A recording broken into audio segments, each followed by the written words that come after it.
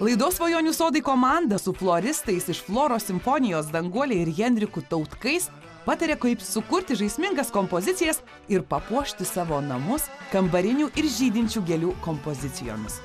Jūs ką tik matėte, kaip tilansija buvo persodinta į bene 3 kartus didesnį vazoną. Matot, koks buvo jo vazonėlis? Mažiukas labai. Mažiukas, o matot, koks, kiek čia yra daug. Tai Henrikai dabar... Ir čia panašu, kad mes jį tikrai galim persodinti. Taip. Nu taip. Matot, kiek sumažėjo vazonas? 3 kartus. Gerbiama Aušra. 3 kartus vazonas sumažėjo. Tai va, pirmiausia, drenažo įdėsim. Kiek daugiau drenažo. Bet augalas iš tiesų matosi, kad ir skursta. Todėl Kiek laiko persodintas? prieš metus, kadangi buvo per didelis vazonas ir truputėlį per giliai gal buvo pasodintas, patinės lapai pateko į žemę, jie pradėjo pūti automatiškai. Belaistant tiek pasidarė puvinys ir Dedam šitų trašyčių. truputėlį dedam, bet labai nedaug, kad paskui nesigautų, kad pertrešėme ir... Iš didelės meilės irgi būna. Va, maždaug augalui būtent tiek ir užtenka to gylio. Jo, ir iš tiesų reikia žmonėms ir papasakoti, kad maždaug, kad tarp senojo ir naujojo vazono turi būti... Per 2 pirštus. Taip, apie 2 pirštai. Visą laiką taip yra. Gyveni ir mokaisi. Dabar mes nuskabėm tuos apatinius lapelius ir, Jo, kiek įmanoma, šiaip nes- matosi, kad sausi labai, ar ne? Jie Tiesiog sausi, bet drėgmės trūksta. matosi, kad Bet iš šviečia vidaus... auga idealiai. Dabar rekomenduotumėm tą augalą palaistyti ir aišku, jisai, kadangi buvo per giliai įsodintas, truputėlį papuvo. Matėt, kad nusėmė tokie puvini, kaip nudžiūvė, papuvę lapai. Ir va šitie galiukai, turbūt arba šuns, arba katės darbas. Kačiuką. Tai va, vienu žodžiu, jum išleis va čia naujų, gražių. Tai tiesiog. Ir laiku bėgant turėtų jum išleisti gražų žiedą. Mūsų konsultantai įtarė, jog Aušros Štukytės šuo arba katė vis mėgdavo pakramtyti šį augalą. Todėl jam sunkiai sekėsi įsišaknyti ir ši kambarinė gėlė sviro į šonus. Todėl mes ją sutvirtinsime šakelėmis, kuriomis dekoravome velykinės puokštes. Ir manau, kad tilansija va šitą turėtų augti, nes jinai turbūt ją žydinčią gavo. Taip. Ir išleisti šonuose vaikų, tada tie vaikai išleis žiedus. Supratau. Šitas pats augalas jau nebežydės greičiausiai. Turėtų taip būti, Bet gali žydėti, nes pažiūrėk šviežias auga kaip naujas. nes būna vaikai tik žydė, taip kaip ir su guzmanijom būna. Padarysim kaip kopoms apsaugą, ar ne? Vasarą prie jūros. Taip mes išgelbėsim augalą. Taip, gelbėsim, taip. Nes jisai, jeigu kačiukas vėl patampys, gali ir visai nulaužti.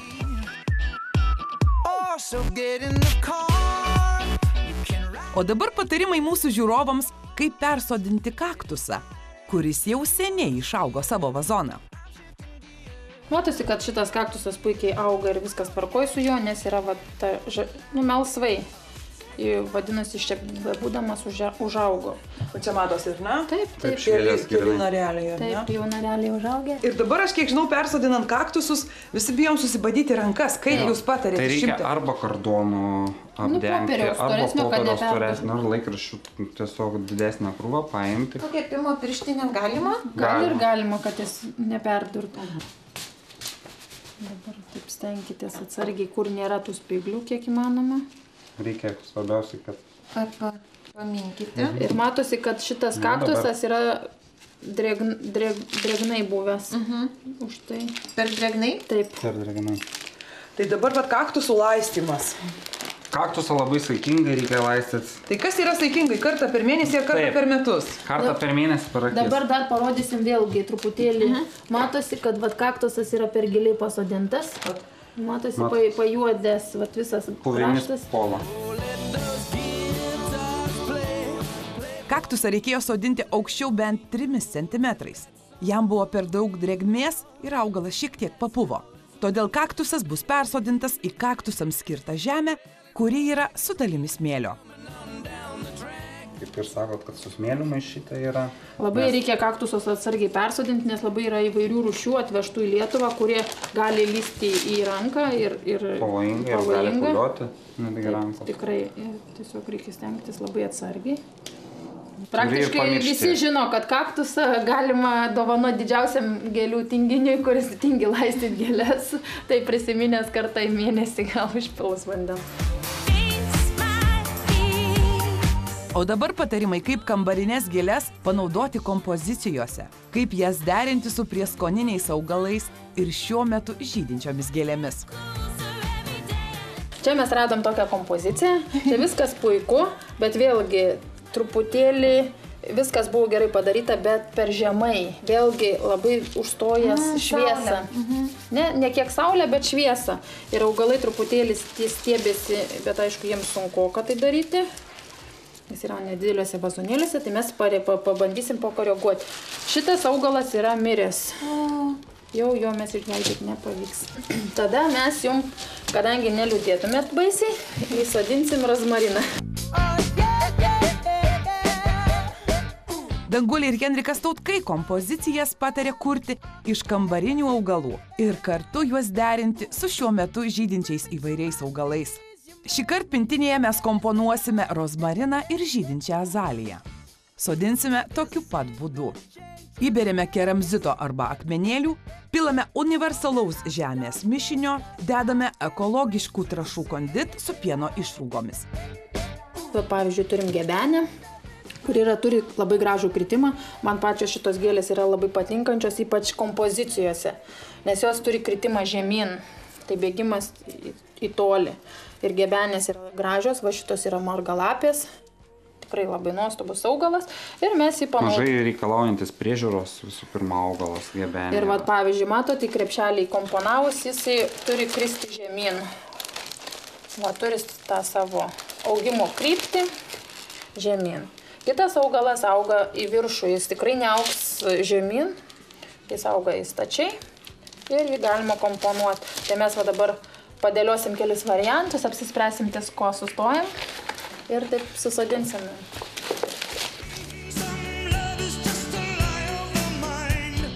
Danguolė ir Henrikas Tautkai sako, jog tokioms kompozicijoms reikėtų naudoti ekologiškas trąšas, nes čia pasodinti prieskoniniai augalai bus naudojami maisto ruošimui.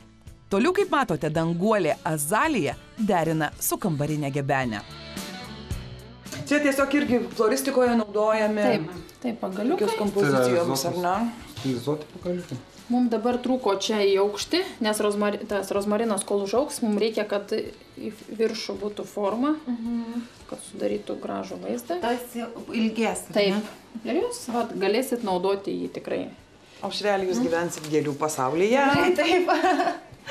Daugiausiai žmonės daro klaidą, kad pasodina augalus ir galvoja, va dabar pasodinau 2-3 metam, tai va man bus viskas ramu. Praeina kuris laiko tarpas, jį reikia pakoreguoti, nukirpti. Tarkim šitą mano kompoziciją, jau dabar mano.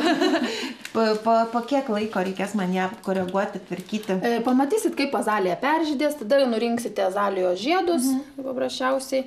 Bus jum žali lapeliai. Jeigu pradės jie mesti jum nuo skersvėjo, pavyzdžiui, jūs atidarysit langus, jums pagaus skersvėjai, pradės kristi lapeliai, bus nebegražu, tada reikės tikrai ją kažką tvarkyti. O jeigu nebus, neatsitiks taip, kad nukristų, pradėtų kristi lapeliai, jums gali augti ilgai. Ir kol vėl pražydės. Supratau. Žodžiu, jinai bijo skersvėjų. Taip, visos žydinčios gėlės nenori ir nemėgsta skersvėjų. Viso gali būti, kad tuoj pritruks vietos jūsų namuose. Aš tikrai surasiu vietą šitam grožiui. Knygos gali kur nors pabūti. O šitas grožis tegul dabar džiugina širdį.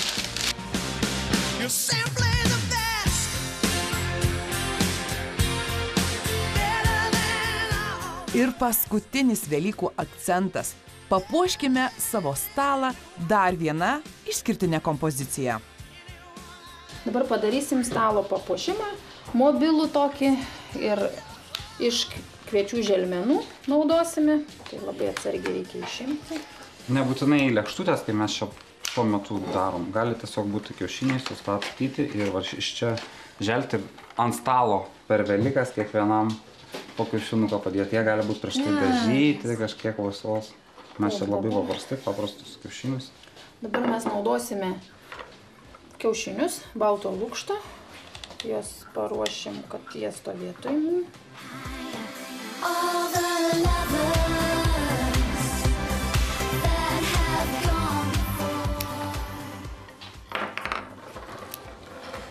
Va. Ir tokiais suformuosime apvaliai ir įstatysim į mūsų paruoštus indėlius. Labai atsargiai. Va. Taip pat šitą dalyką gali, pavyzdžiui, ryte vyrui ar žmonai kiaušinienę darant, vis tiek kiaušiniai lieka ir pateikti pusryčius su kiaušinio lūžtais, kodėl ne. Visokių idėjų daug gali. Labai įdomu. O po to jūs dar reikėtų šiek tiek, žinoma, irgi laistyti, prižiūrėti. Taip, kadangi... Kad kuo ilgiau išsilaikytų, Jo, po truputėlį pilti, kad kuo ta drėgmė. Ir dabar dekoruoti galime plunksnomis. Kuo dar patartume dekoruoti? Galima pildučių, galima akmenėliais, galima kriauklelėm, galima viskuo, juostelėm. Juostelėm įvairiausiam. Kadangi mes viską derinsim prie prieš tai sukurtų kompozicijų, mes naudosim tas pačias medžiagas. Sakykit, Aušra, kai pasipuošėt šiomis geltonomis plunksnelėmis, jaučiat, kad pavasaris ateina? Jaučiu iš tikrųjų. Ateina tas pavasaris, nenuleiskim nosies, viskas bus gerai. Ir medžiai bus žali, ir gėlių bus daug. Labai skaltų pasiilgom, ar ne? Tikrai taip. Ir aš pati pastebėjau, kad parduotuvėse kreipiu dėmesį į ryškesnės sukneles, ryškesnius papuošalus. Viskas, kas geltona, rožinė, žalia, labai traukia akį. Kaip jūs čia dabar gyvensite? Su tiek kompozicijų, su tiek spalvų, su tiek žiedų. Iš tiesų, namai mažučiai, bet jaučiuosi kaip Alisas tavo klušaly, sakau, mini sodai kiekvienam kamputyje. Šventė. Iš smulkmenų, iš mažų gražių dalykų susidėlioja dideli. Ir tiesiog yra fantastiška ir nuostabu, kai žmonės atrodo iš tokių paprastų smulkmenėlių šitaip gali nuostabiai sukurti šventės nuotaiką.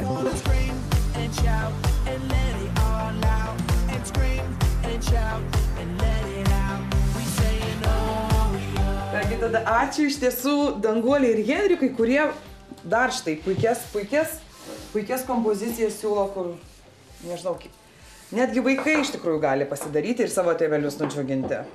Ačiū Jums, kad pakvietėt mums. Ne, ačiū Jums, kad Jūs čia pas mane atėjot ir tokių gražybių pridarėt. Aš tikrai pažadu, kad rūpinsiuosi, prižiūrėsiu, jeigu ką, per Aušrą susirasiu, skambinsiu ir klausiu. Jeigu matysiu, kad neduok die kažkas darosi ne taip. O šiaip tai, tiesiog jūs stebukladariai esat ir žinot. Malonu išgirsti.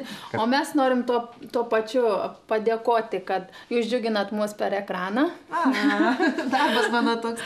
Ir tuo pačiu, kaip žmonės norim, kad jūsų namuose būtų ta šventė, kad jaustųsi pavasaris ir artėjantis Velykos šventos.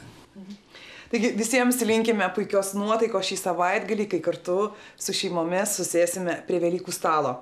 Ir dar noriu priminti, kad mūsų ši laida skirta ne tik šventiniai nuotaikai sukurti. Mūsų ši laida yra skirta tam, kad mes galėtumėm parodyti, jog ir mažose erdvėse, jog ir nedideliuose butuose mes galime turėti žiedų, mes galime turėti tokius nedidelius minisodus ir tiesiog džiaugtis ir nebūti atitrūkę nuo gamtos. Ačiū visiems, kad buvote su mumis šią valandą ir iki pasimatymų kitą savaitę.